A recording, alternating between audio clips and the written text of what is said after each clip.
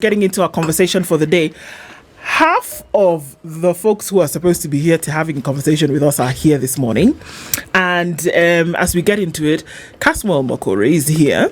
Kasmuel, good morning. Good morning, dude. How are you doing? Quite well. Fantastic. Yes. You're draped in orange.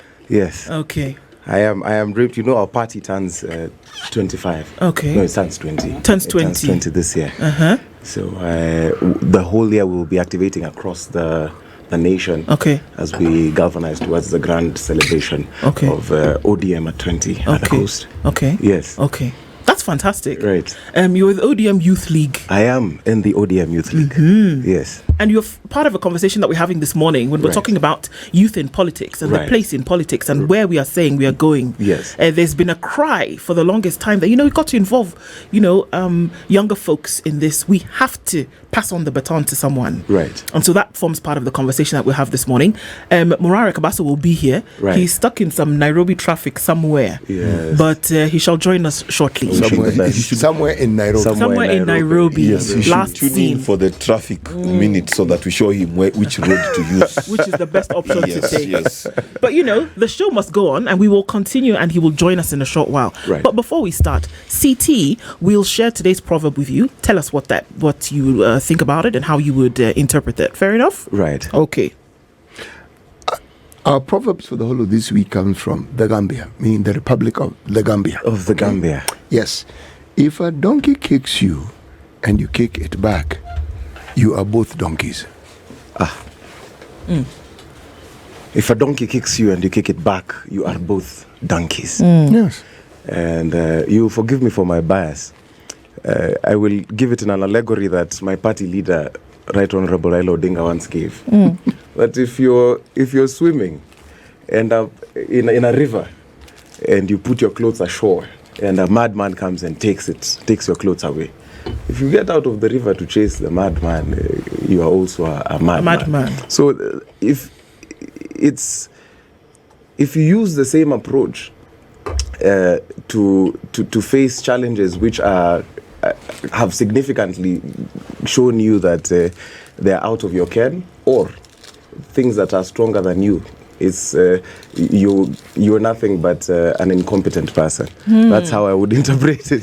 That we ought to be analytical in our approaches in life. In whatever it is that we do, we have to see how we can get the best outcome and not just using brute force. Yeah, because I would imagine that if we can domesticate a donkey, I don't see why I would still go into a kicking match with a donkey. Indeed. Yes. Well, there you go. Great interpretation, I would say. So, look, yes. Even as we get into these conversations today, let's start from the premise where we were about 10 or so years ago. The real clamor to have a new face of leadership and political practitioners was starting to get really strong. Yes. Over the last 3 or 4 years, we saw that get even stronger, where they said we can't have the same old faces, leading Kenya anymore. We can't have the same old faces standing atop vehicles and pulling together community barazas, asking people to then give them attention. That it had to be a younger face, it had to be a more inclusive face, and that is a front and center conversation to date. It is. Where are we with that in terms of inclusion of younger folks on this scene? That's a very interesting question. But permit me first to tender my most revolutionary greetings from our heroes present and heroes past. To anyone who's watching might be tuning in and wondering what my attire is. I am donning the attire of the largest progressive, pro-people, pro-Kenya party. A party that has been trusted by all of our country's liberators, from the first to some of the people from the Gen Z uprising. The party that birthed our constitution of 2010. A party whose heart is the Republic of Kenya, whose mind is the Constitution of 2010 that we fought for, whose lymphatic system is our party constitution, and whose nervous system are the needs of Kenya, and whose full bodily manifestation is exemplified in the personhood of the most honorable party leader, His Eminence, His Most Excellent Excellency, the Right Honorable Raila Amolo Odinga. Our only benefits from the Youth League, I must say, are not monetary or positional.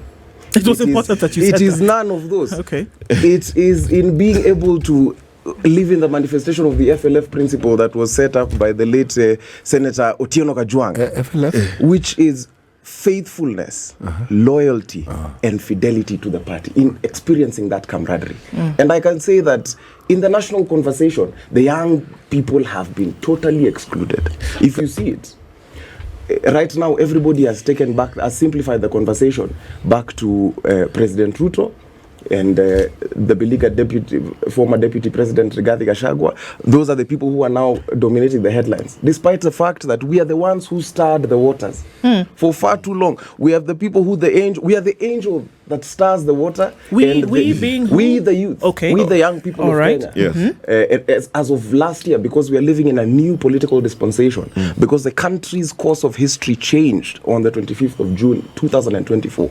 We stirred the waters, but we did not get the healing. So we stirred the waters and other people jump in. So we have been the lame person who stayed ashore. Just hold on. I have a question for you. Yes. When you join ODM, yes, are you taught to mention Raila Odinga in every other statement? Must you quote him all the time? Is he to be praised all the time? Because there seems to be something about Kenyans when they enter a political party. It's like they sing from the same script. Is it possible for an ODMer to speak without mentioning Baba? Is there anything this fine gentleman has said which is not true of Raila? Yes. No. Please hear me. The person invited to the show is Kasmuel. Yes. Okay? Yes. Raila, we know. Mm-hmm. You know, even the demons told the sons of Sceva. Yes. Jesus, we know. Yes. Paul, we know. No. Yes. But who are you? My name is Kasmuel Mcoure from the ODM Youth League. And, however, I would like to answer your question. I'd like to answer your question. It's very simple. Answer the question. Why don't you have a problem when people mention Karl Marx in the ideology? Because Marx is quoted all the time. Why don't you have a problem when people quote Lenin? They're communists. If anything, that is the same thing as quoting the party. My dear friend, how did you know I don't have a problem? The thing which I have done. No, hold on. How did you know I don't have a problem? I'm answering your question to the best No, but you are assuming. Yes. So don't assume. Answer with but properly. Even in physics, we are being told assume that G is equals to 9.8 newtons per meter. Because so we are working with the assumption that we understand ideology. People quote Lenin. No, that you do not mind it. Not that you like it. So that's your assumption. Yes. Okay. Your assumption is wrong. Continue. So what was your question, Mark? My question is, it's very simple. Yes. The person invited here is Kasmuel. Yes. All right? The discussion we want to have is with Kasmuel. Yes. Right? Raila Odinga, everyone listening to the power of my voice today knows him. Yes. Okay? My issue is that we are not here to discuss Raila Odinga. Yes. Right? There are matters pertinent to the topic of discussion that affect not only the youth, but members of the public. You understand? However, you do realize that you've dwelt more on my party leader than I have. And I feel jealous because this time I would have said more beneficial things about my party leader than you have. All right. So as we give you an opportunity to think about the answer to the question, let's welcome Morara Kebaso, who is here this morning. Good morning, Morara. How are you? Very well, thank you. We understand that you were lost somewhere in Nairobi traffic. Yes. Our commiserations. But we are happy that you're here. Thank you. We would have given you an opportunity to tell us what you think about the proverb that CT shared today. And I think we'll do that for like 3 seconds. Okay. CT, will repeat that for Our Morara? proverbs are from the Republic of the Gambia. Not the Kenya or the Tanzania, but the Gambia. If a donkey kicks you and you kick it back, you are both donkeys. Yeah, this is what I would relate it to. If you joke with fire, you'll expect it to burn you. If you stone a monkey, the monkey will stone you back. And I'll relate it to what happened in Isiolo between the president and the youth. The president is complaining about the youth heckling at him, but I believe he was also quite disrespectful to the people that elected him and gave him the opportunity to be our president. So whatever he got ni musiba wa kujitakia ambao hauna kilio. Oh, wow. Okay. So this proverb is alive and active. active. Yes. Essentially, today. It has actually gone to Isiolo. From the Gambia. From the Gambia to From the Gambia to Isiolo. We asked Kasmuel earlier, and I'd like to hear your thoughts about this as well. Yes. That we've been looking at the clamour, and we've been feeling the clamour over the last decade plus for there to be inclusion of youth in the political sphere. That not just inclusion for, clapping and, giving accolades, but inclusion whereby leadership opportunities are taken up by young people. Yes. Where are we there now? Well, we've made considerable progress, but there are a few problems that we need to identify.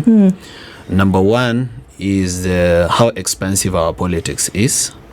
Politics in Kenya is very expensive, and until we deal with campaign financing, or rather the citizenry change their attitude towards asking for money from politicians, the young people do not have a chance in elective politics, because then they do not have the kind of money that politicians have or have sourced from corruption, which they use to campaign. Most of the young people actually do not have jobs and not even have thriving businesses. People like Morara are like 1% of young people. I'm not a true representation of what young people are actually going through. Most of the young people are economically impoverished, and therefore even thinking about leadership is not something that comes to their mind. Secondly, there is that fear. Because young people are very expressive, and you've seen it even on the internet, on X, and people do fear young energy. Even in the jungle, when a young lion comes up, the old ones are usually very scared. So young people, wherever they've done politics around the world, they've been very expressive and very energetic in their politics in a way that kind of scares the establishment. Now, the young people are also sometimes scared of being abducted, killed, or disappeared, or death threats. Very few people can withstand some of the things that young leaders like myself who've decided to come up have been able to withstand. So there's also that challenge of being threatened and being targeted when you are a young leader. And lastly, I would say that the few young leaders that have broken the ice and that have been able to make it to Parliament and Senate, they've not been a true representation of what we'd want as young leadership. Why is that? They've not conducted themselves in a manner as to how we would want a young leader to conduct themselves to give confidence to young leadership. There are few, very few, extremely few young leaders that have behaved in a manner that is respectable, but a majority of them have behaved in a manner that is very condescending. Some of the people that actually do the very wrong things that we are talking about, and corruption and theft of public funds. The people are abusive at funerals, who hire goons, who practice political violence. Some of them are very young people, some even below the age of 35, below the age of 30. So then they do not inspire confidence in the citizenry to trust young leadership. So there's that problem that those who have gone ahead of us are not really representing what young people actually represent and stand for. No, just to jump in, first of all, I'd like to apologize. I saw he's a rather brave man, because just talking about the threats that the young people are facing, I think I saw some people dropped coffins, empty coffins, items, yes, in front of his house. I think that's part of the intimidation that the young people are facing, and I'd just like to tender my heartfelt apologies to the party leader of the Inject Party of Kenya. Yes. Why? Okay, go ahead, Mark. As young people, and it is true, the Gen Z has carried this nation into a total new dispensation. And of course, we see what you guys are doing out there in terms of activism, talking about what issues are going on. But do you think there is going to be more movement, right? And I'm not talking by movement, I don't mean demonstrations, all of those things. By movement, I mean you've created one step, you move one step ahead. Do you think that the energy you have, the support that you have will be able to deliver the next step in terms of the transformation that you want. So, for example, when you are talking about failed projects, etc., do you see the next step of seeing these projects completed, for example? If I was to look at it this way, first, it's not possible for some of these projects to be completed because money was budgeted for, it was paid. For example, last week I did the hospital in Mahimahio, level 4 hospital. The contractors paid the whole 153 million. So this is money that was budgeted and has already been paid. So the chance that, again, the county assembly would allow some more money to be budgeted would be maybe a conduit for corruption, but most of these projects actually will remain stalled for a long time until probably we get a government that is interested in completing them. Secondly, we have a problem with how our budget is structured. We have a 3.9 billion budget, but 70% of it is going to trillion budget. And most of it is going to recurrent expenditure. You know, per diems, people traveling outside the country with their girlfriends, people traveling with their relatives, and 30% is what is left for development, and that development is not really development. It is paying pending bills and paying debt. So then we are left with nothing. But if I was to look at it this way, I believe as young people there is some very serious political and civic education that is required before we can actually see the fruits of our labor. Because the Gen Zs have labored, but can that labor bear fruit? And for it to bear fruit, there is some political education that is required. We need to realize, okay, that our problem is not just the leaders. It is the system that brings this kind of leaders to power. So we may be making the mistake of focusing so much on individuals and forgetting that these individuals are a product of a failed system. So when you look at William Ruto as a president and you're disappointed about his economic policies, you're disappointed about abductions, you're disappointed about killings, you need to go back and ask yourself, how did he actually get here? How did he become a president with an ICC case for mass murder? How did he become a president with corruption allegations? Which kind of system have we created where Anne Waiguru can leave NYS with allegations of corruption of up to 20 billion shillings and be elected a governor not once, but twice? See, she was taking lighter duties. But also, So what makes us trust this kind of people, or how exactly do we end up with this kind of people in power?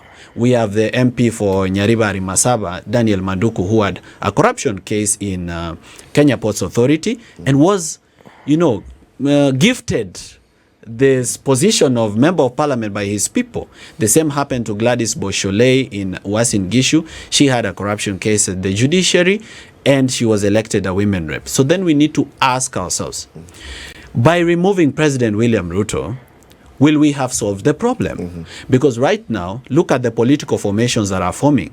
You realize that it is the same old monkeys looking for opportunities to recycle themselves back into the forest. So you remove Muizi A, you replace with Muizi B. Yes. You remove incompetent A, you replace with the competent B. You remove abductor A, you replace with abductor B. It's the same case of removing Kidero and putting Sonko, of removing Kaboga and putting Waititu.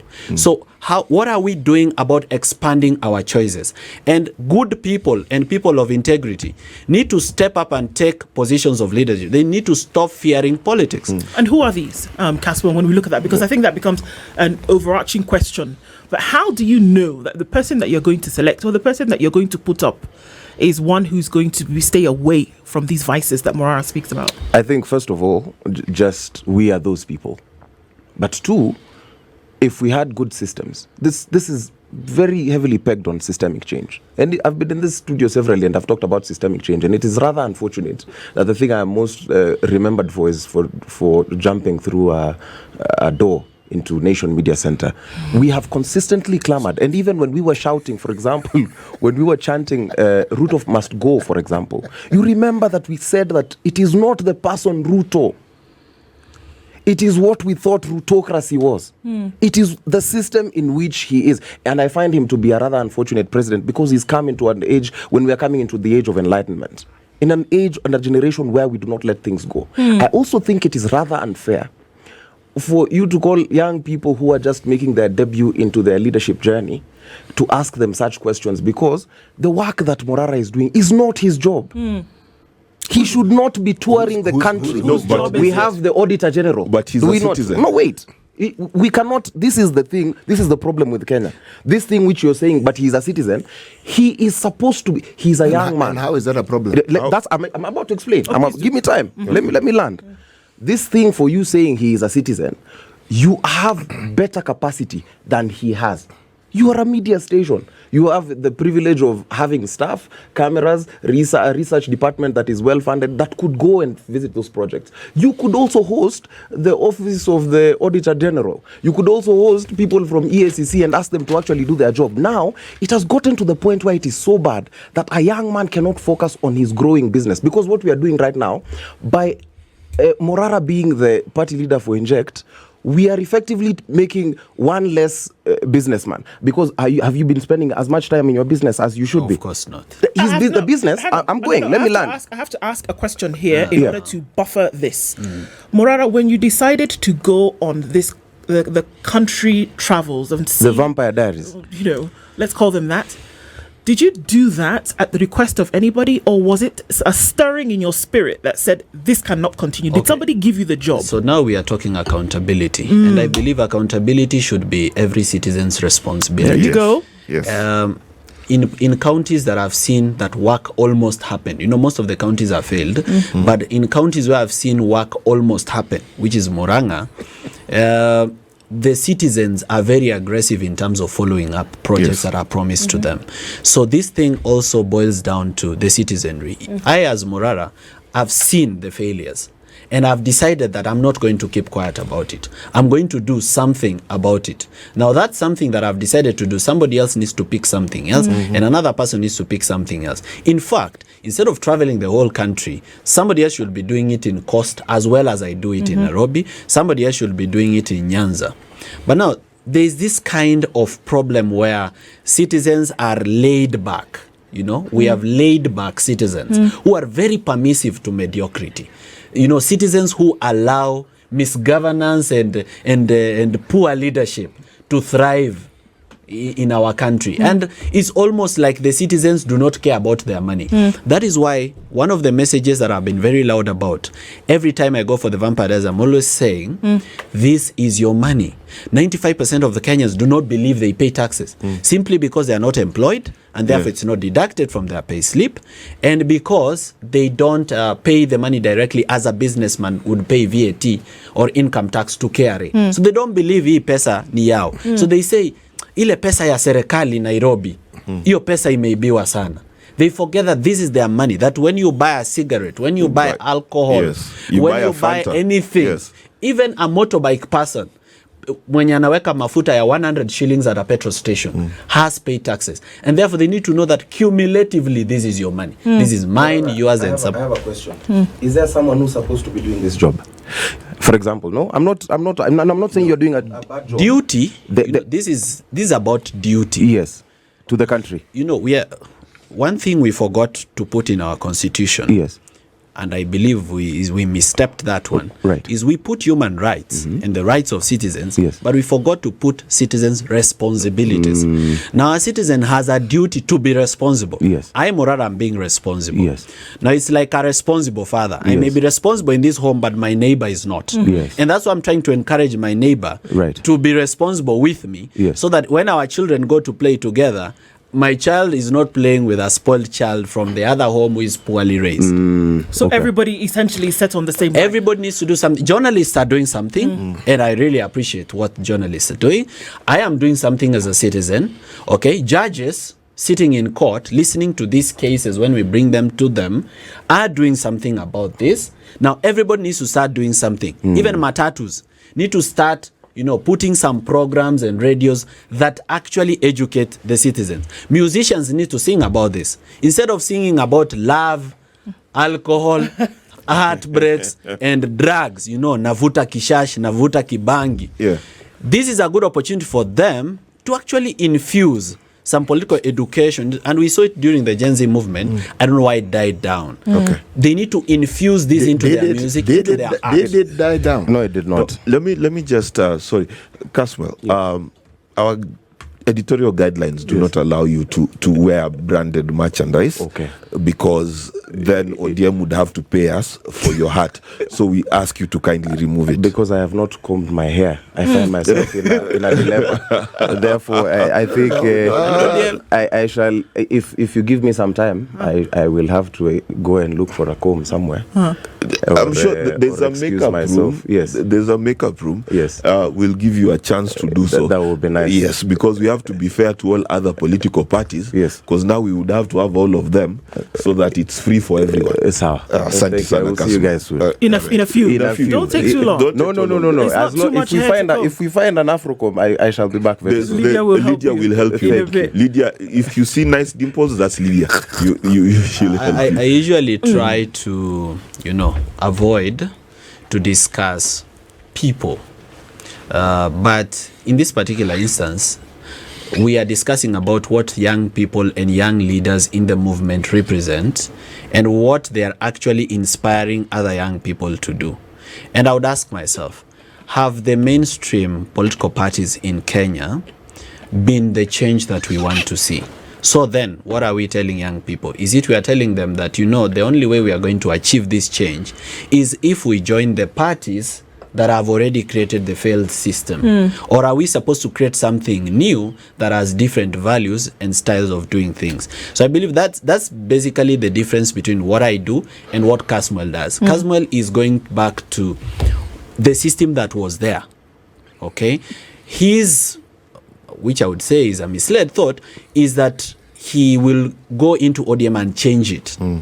Which is not something that can happen in this generation or the next. So there is that need for us to shift from the old and bring the new. The same way the Bible says that the night is gone and morning has come. So are we saying that essentially how politics will change, or how the leadership that we so earnestly search for today will change, is if you get rid of the old completely? You can't deal with the folks who were there before. You have to bring in new faces from top to bottom. Yeah, because look at an example of Matiang'i. So when Matiang'i made a declaration that he will be running for president, some quarters were excited. But I was not. I was not excited because who is backing him up? Who is bringing him to us? Who owns him?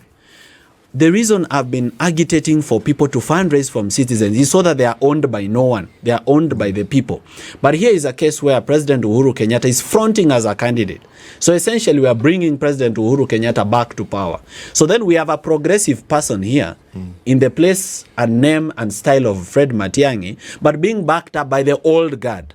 And if he were to come to power, then he will not serve us, but he will serve the old guard. So we have to change the system, the manner in which people actually come to leadership. And it's good to keep repeating this. When good people stay out of politics, bad people will lead them. And good people should not complain when bad people are leading them. If you believe you are a good doctor or a good lecturer or a good head high school teacher, and if you were to go into leadership, you would be a person of integrity and you would lead our country to better heights and change and create opportunities. But you do not want to join politics.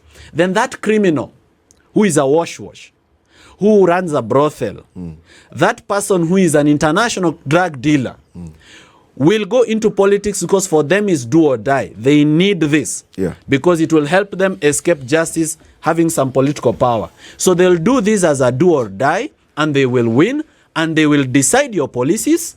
They will decide your education system. They will decide your healthcare system. Oh God, they'll even decide what your pay slip looks like. So the moment good people stay out of politics, they should not say anything. Morara, I couldn't agree more. I once penned a piece and said exactly the same thing, that Kenya is a country where goons, to be a politician essentially is to be a goon. But now to your comparison between yourself and Kasmuel, I don't know whether you are aware of the conversation that allegedly Malcolm X once had with Martin Luther King Jr., where Malcolm X said, listen, I will remain radical so that they can negotiate with you. Because Martin Luther was the middle. So do you think that there needs to be both sides? The people inside the party and the people outside who are pushing for the new? Is there a balance? Yes. We need to have progressive voices within the party. For example, in ODM, I can definitely note that Edwin Sifuna, Senator for Nairobi, is a progressive voice in the party. Babu Owino is a progressive voice in the party. James Orengo, I was surprised. He is actually a very progressive voice in the party. These are the people trying to say, well, you see, let's not erase our DNA. Let's ask ourselves, how did we become ODM? And how do we maintain that DNA by not becoming the same people who are going to perpetuate violation of human rights, something that we've been fighting for years. So yes, there needs to be progressive voices within the party, but we who are coming up, you see, we are without blemish. We are untampered with. We are virgins. It's not good for us to join in, because then we become part of the problem. It will rub off on you. Yes. You seem to suggest that UDA doesn't have progressive voices. It does. Like whom?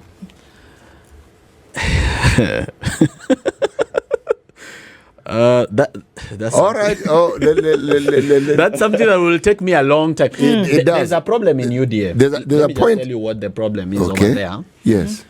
Simping, and simps will see dust. Okay. There is a simping problem. You might want to say what simping is for city's benefit. Okay. Yes, I was going to ask you. You're simping, speaking in tongues. Is it a process of drinking something? Is it a process of what is it? No, simping is simply psychophancy. Oh, simping. Okay. So now, in UDA, everybody wants to please the president. Now, I don't know who told them the president is interested in being pleased. I have attended one political meeting in Kisii, which was supposed to be a development tour, where everybody who came to the stage, nobody talked about the people. Everybody talked about how the president is, how nice he is, his voice, his height, his dressing, what he did last week, what he did last month, how it is running the country very well. So everybody comes in to come and praise the president in a way that even makes the president doubt the praise. So everybody is saying, mtukufu rais, baba wa taifa, mimi nataka nikueleze kwamba watu wa hii area wanakupenda. Na hawa watu wamenituma kwako. Nikuambie kwamba ile kazi unafanya usiogope. Sisi tunakuombea. But how do you know hajatumwa na watu? And then a broken clock is right twice a day. So speaking truth to power is something that is lacking in UDA, because everybody wants to please the president for two reasons actually. One, they fear being denied the goodies of power.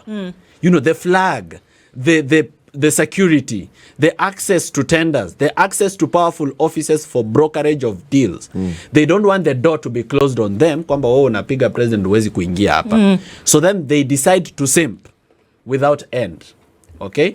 Then number two, they are looking at 2027. And they are seeing, probably because of the tribalism and because of the region where the president comes from, they are hoping for a ticket to be MP again, to be governor again, to be senator again. So it's a selfish interest where they think about nobody but themselves, and therefore they never talk about the people. They never talk about the roads. They don't talk about the hospitals. They don't talk about the stalled projects in the area. They are just there to praise the president. Okay. So Kasmuel is back.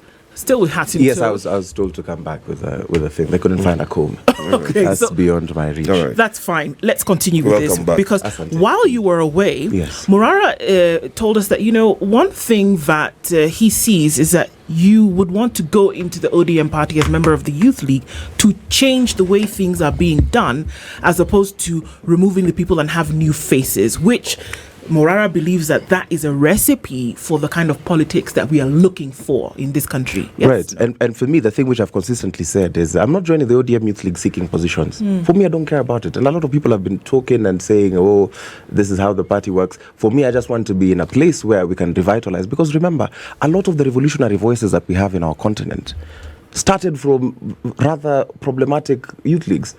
Malema comes from the ANC Youth League, with his comrade at arms, Cyril, and even some of the people who've gone in Mkhonto. I am looking at this as a place that gives us a living fighting chance. You know, previously when I was a free agent, some of the frontliners knew that they had parties. They knew that a particular lawyer would come and rescue them if they got into any sort of worry of legal any troubles. spot of bother. But now, in this particular youth league, I can come and say, hey, listen, I have, and I didn't just join any other youth league. Because at the time, there were several political parties. In fact, I sat here as the spokesperson for the NCCPA, which was the National Coordinating Committee of the People's Assemblies, and there were political parties in there. So when I looked ideologically, just a moment, when I looked at the ideology of the available parties, I said, this is the one that aligns with mine the most. However, there still is a lot of work that needs to be done.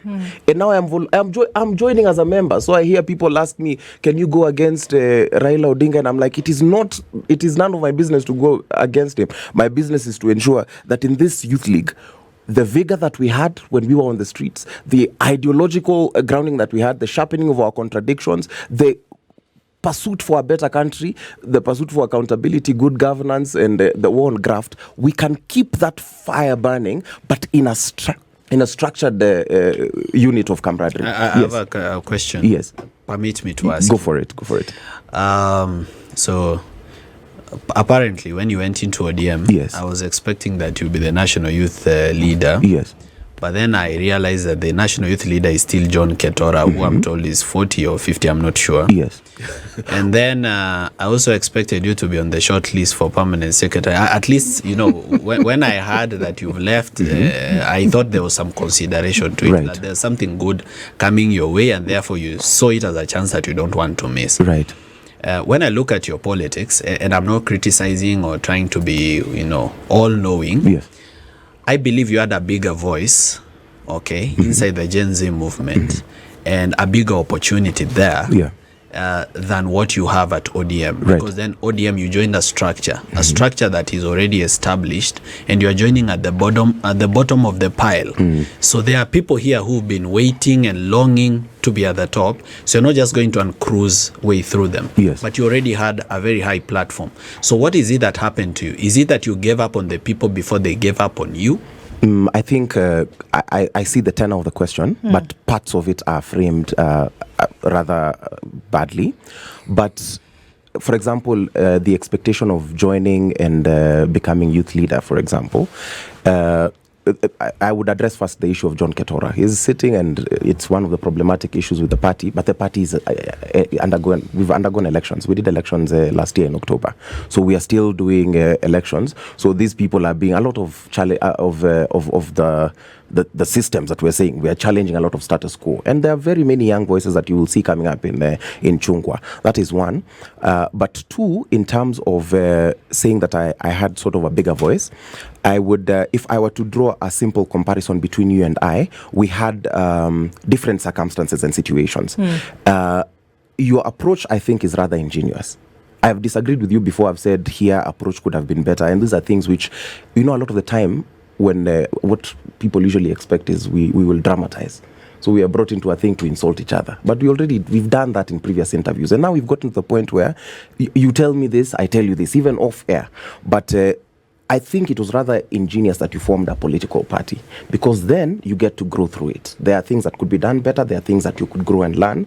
But I joined an existing structure. Remember, at the time when I was at the peak of the movement, we had agreed that we would just keep it a movement and not a political. We would not form a political party. So I did not have the good graces of the people to go ahead and form a political party. So what made you join a party? And I'm going to ask that question connected with another one. Okay. Because at the height of the movement, I mean, you were one of the faces, right? You know, and we're talking about, you know, pre-June 25th and then thereafter. Right. But then there were certain things that came up, and I think you have an opportunity to clear up some things for people. Yes. Because they might be, you know, a bit misguided in terms of maybe what your decisions were. Yes. And the speculation is rife. Right. You're the only one who can tell us whether it was that case or not. Yes. That you would have been compromised in one way or another to leave the movement and its tenets behind for some kind of monetary gain. Is that true? Okay. Or not? Because and then join that to why you decided to join a party. Okay. And essentially leave the movement. Yes, because now I could join that also to Morara's question, and this is a part which I thought was framed rather badly,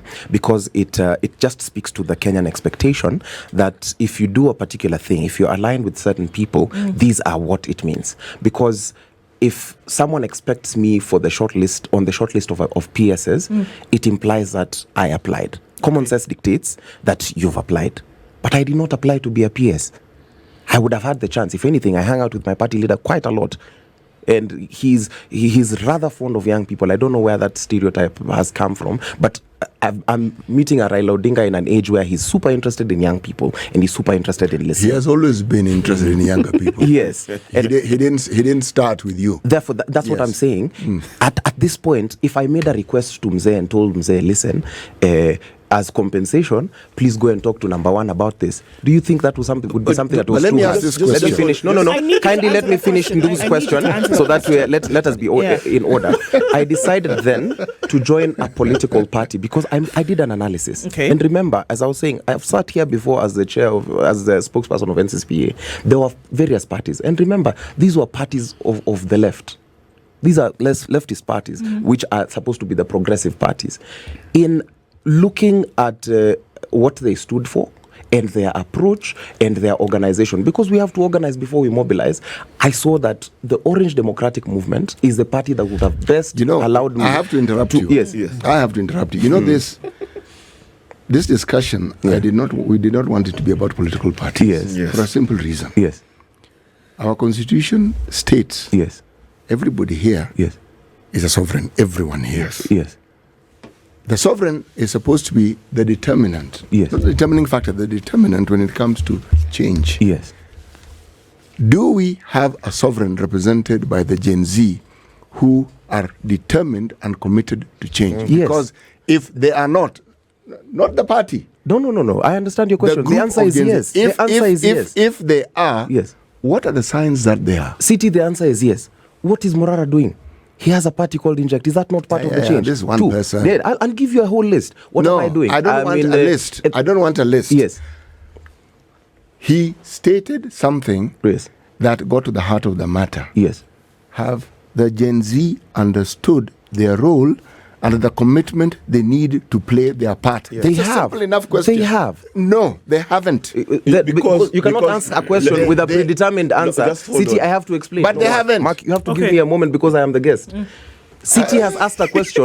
By the way, No, just give me a moment. Just a moment. This is a guest who has come with determined privileges. But no. Yes, no. But I have. Let me take your privilege. Take your privilege. Permit me to emphasize. No, you are the guest. Please answer. Go ahead, Mr. City has asked a question. Go ahead. And asked that, have the Gen Z understood? I have said yes. City has said no. No, they haven't. That's what I'm saying. You cannot ask a question and answer it. I will give you my perspective. Of course then I you can. can tell me, because then we lose the essence. All right, I will Kasmuel, explain share your perspective on the reasons as to why you believe that the Gen Z have prepared. We might not be united in approach. We might not even be united in ideology. But we are united in the issues. All of us agree that corruption is a problem that bedevils this country. All of us agree that there needs to be accountability in government. All of us agree that we need good governance. That Gen Z that we are talking about, we've gone into the digital space and taken over that space like no other generation has. So it does not. We've understood our assignment, because we are also the first generation that's looking to recall members of parliament this aggressively. You're the first generation who have a constitution that allows you to do that. That's what I'm saying. No. Yes. Then we've understood our roles in the 2020 constitution. Kasmuel and Morara, let me give you a basic question. We've got about 3 minutes. There's in strategy, there's something we call the 5 and thens. Okay, so Ruto must go, and then you answer. After you get the first answer, you ask, and then. So the chant I hear all the time, right, is Ruto must go, and then. That's my question. It's a very simple question. No, it's not. Okay, it's not simple. Yeah. Because I want to understand the legal, economic, and constitutional journey that is needed to make that happen. Yeah. All right. As I told you earlier, and I'll say it again, there's a difference between populists and leaders. I don't believe myself to be a populist. I believe myself to be a leader. Therefore, I identify a goal, then I mobilize people towards that goal. And that is why sometimes people think I do things against the wave, because other people want to listen to the ground, hear what is popular, then work with what is popular so that they sail with the wave. Personally, usually want to see what is right. Yes. Then we now find a way to influence people to actually advocate and push for the right thing. And for this one, I'll agree with you. As young people, and rightfully so, we've not yet understood the problem. We've not diagnosed the problem properly. And you know, a problem that has been defined properly is half solved. You half solve a problem by defining it properly. We have defined the problem as William Ruto. We have identified the pain, but we are not identifying the source of the pain. So until we identify the source of the pain, this pain is not going away. Because then we would remove President William Ruto and replace him with someone else in the same system. Yes. So that person will be Ruto Pro Max. There will be absolutely no difference. He'll be coming in to do things the same way.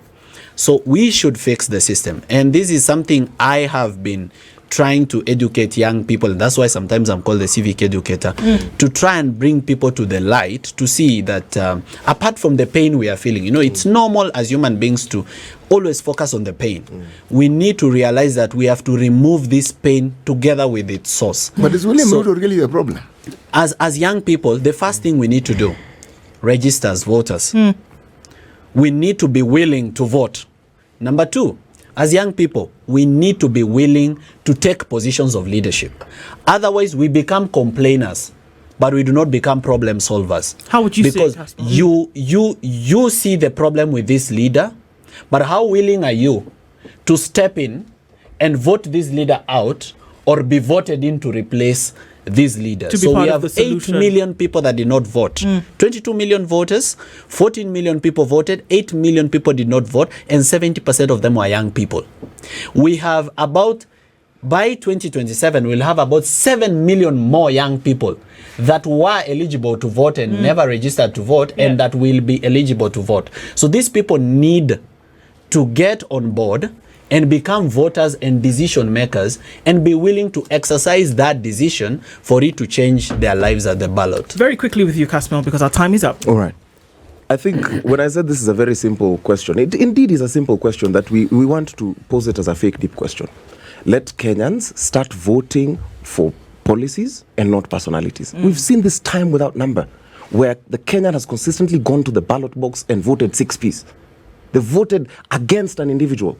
And this is the same thing, the same mistake we're going to repeat in 2027, where people, and that's why I was saying even the framing of the question is perennially wrong. It cannot be Ruto. It cannot, because we will go to the ballot to vote against Ruto. So it will be any other. And we've seen people saying, if a chicken runs against Ruto, the chicken will win. If an unvaccinated cow runs against Ruto, the cow will win. If we still think about personalities, we will fail.